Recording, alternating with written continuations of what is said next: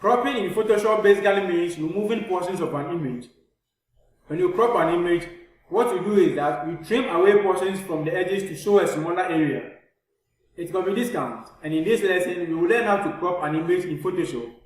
Now for me, there are basically two ways of cropping an image. We have the simplest way, and then of course we have the one that involves using the crop tool.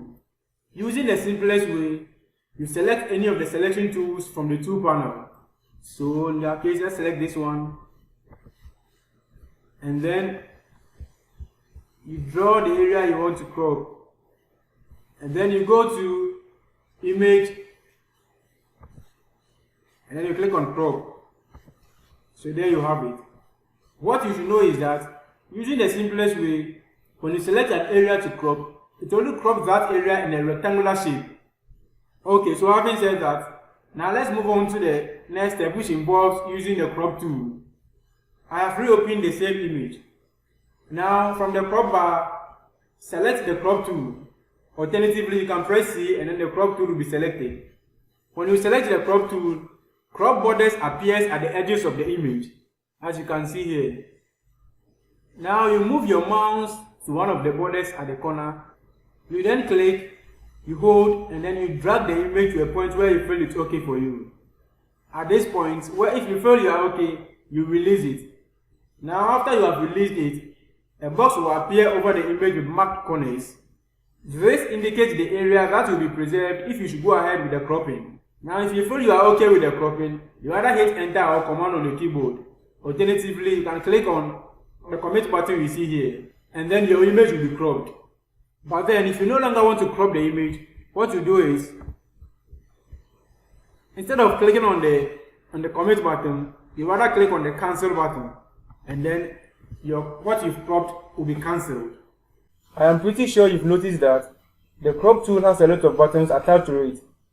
Now let's talk about most of them. If you do not like the view of your image, you can straighten it. You do this by clicking on the straighten from the options bar.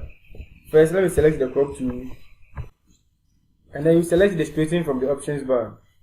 Now what this does is that it straightens any crooked image. So let me show you. You draw the line across where you want to intend straightening. There you have it. The good thing here is that Photoshop shows you a preview of the intended result. Now if there's any portion outside the selected or the cropped image that you don't intend deleting, you can check the content away. This will extend the active area.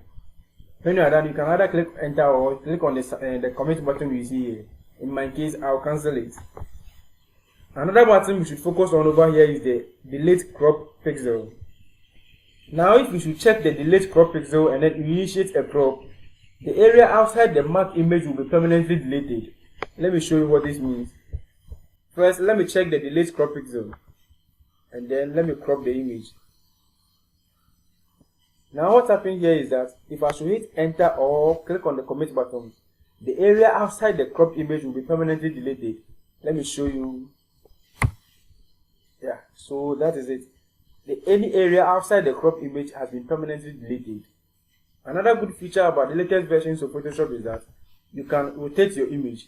So this is how you do it. You go outside the cropped image and then you rotate your image.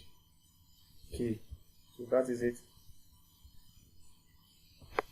Now let's move on to the settings button. Let me cancel this. Now if I should click on the use classic mode, what this does is that, first let me crop.